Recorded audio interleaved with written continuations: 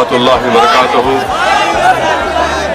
सदर मोहतरम all India Muslim personal law board हजरत मौलाना खालिद सैफुल्लाह रहमानी साहब, शहनशीन व तशरीफ फरमा कौम और मिल्लत के तंजीमों के जिम्मेदारान, मेरे साथी अरकान पार्लिमान, दीगर सियासी पार्टी के जिम्मेदार, मौजूद हाज़रीन इकराम, बुजुर्गान कौम और मिल्लत, मैं सिर्फ आपके सामने ये अर्ज करना चाह रहा हूँ कि नरेंद्र मोदी की हुकूमत वक्फ बिल को लाकर कानून बनाने की जो कोशिशें कर रही है, उनका मकसद एक ही है कि इस मुल्क में अमन को खराब किया जाए।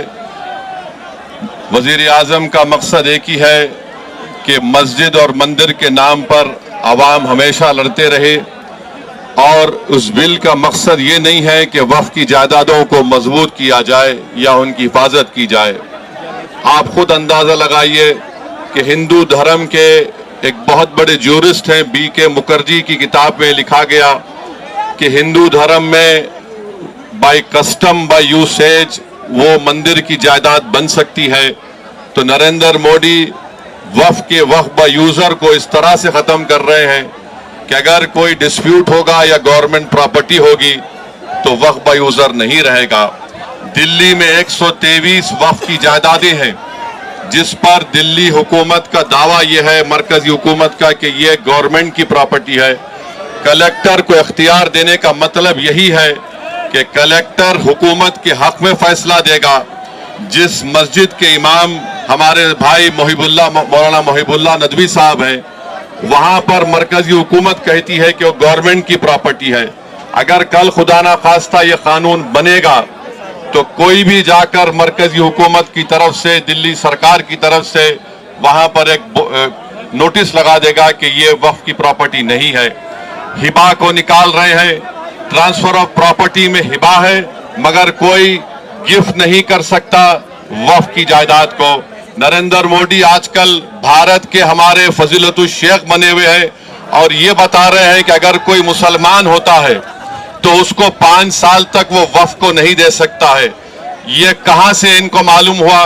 कौन से फिक्र ये की किताब में लिखा गया? तो इनका मकसद एक ही है कि भारत के मुसलमानों से उनकी सियासी और मजहबी शनाख्त को छीन लिया जाए। मैं आपको बता रहा हूं कि इस बिल का मकसद मुसलमानों से मस्जिदों को छीनना, दरगाहों को छीनना, कब्रिस्तानों को छीनना, इवैक्यू प्रॉपर्टीज को छीन लेना, ये मकसद नरेंद्र मोदी की हुकूमत का है।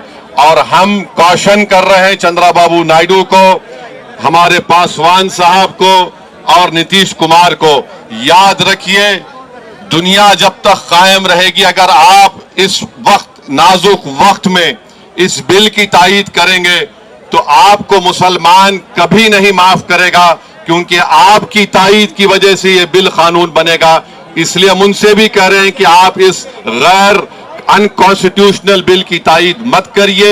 हमारा मुतालबा सिर्फ यही है, अगर हिंदू धर्म की प्रॉपर्टीज में, मंदिरों में, सिखों के गुरुद्वारा में कोई गैर सिख या गैर हिंदू मेंबर नहीं बन सकता तो मुसलमान के इस वक्त में क्यों बन सकता है? तो ये तमाम चीजें हैं। हम उम्मीद करते हैं कि हुकूमत इसका नोटिस लेगी। अगर नरेंद्र मोदी इस मुल्क के अमन को खराब करना चाहते हैं, वो मस्जिदों और मंदिरों के झगड़ों में इजाफा करना चाहते हैं, तो ये उनकी हुकूमत की जिम्मेदारी होगी।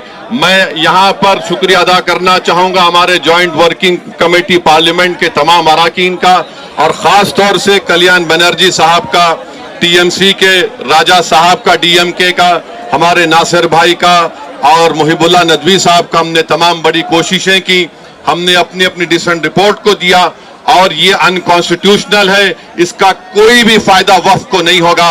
सिर्फ वक्फ बोर्ड को बर्बाद करने के लिए, वक्फ जायदादों को लूटने के लिए हुकूमत ये एंटी कॉन्स्टिट्यूशनल और एंटी मुस्लिम काम करने जा रही है। बहुत बहुत शुक्रिया।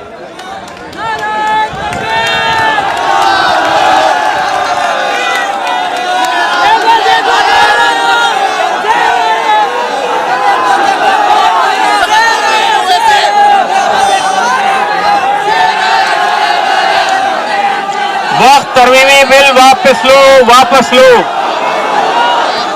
वापस लो, वापस लो। तमाम उलेमा इकराम, तमाम पॉलिटिकल पार्टीज के हमारे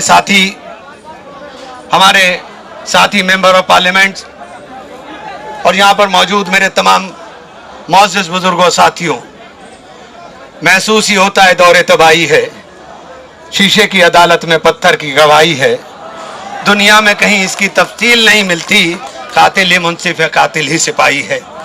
आज ये मुल्क के हालात बने हैं और जिस तरह से वक्फ कानून ला करके संविधान की धज्जियां उड़ाने की कोशिश देश के अंदर करने का काम किया जा रहा है, मैं उस लड़ाई के अंदर अपनी छोटी सी हिस्सेदारी अपनी पार्टी के और हमारे देश के मजबूत नेता राहुल गांधी के सिपाही के तौर पर आपके बीच में करने के लिए आया हूं। और हम लोग संसद से लेकर के सड़क तक इस लड़ाई को लड़ने का काम करेंगे। चूंकि हमें पार्लियामेंट जाना है, मुझे भी और जावेद साहब को भी, हमारा दोनों का इत्तेफाक से 0 आवर लगा, 12 बजे स्टार्ट हो जाएगा। तो मैं आप सब लोगों से सिर्फ इतनी गुजारिश करना चाहता हूं कि जहां खून की जरूरत होगी वहां खून देंगे और जहां आपको लड़ने की जरूरत होगी हम आपको पहली सफ के अंदर नजर आने का काम करेंगे। आप तमाम लोगों का बहुत बहुत शुक्रिया, क्योंकि इस लड़ाई को हमने जेपीसी में बहुत मजबूती के साथ लड़ने का काम किया है और इंशाअल्लाह सुम्मा इंशाअल्लाह अल्लाह की जात से उम्मीद है कि इनके काले मंसूबे किसी भी सूरत में कामयाब नहीं हो पाएंगे। बहुत बहुत शुक्रिया।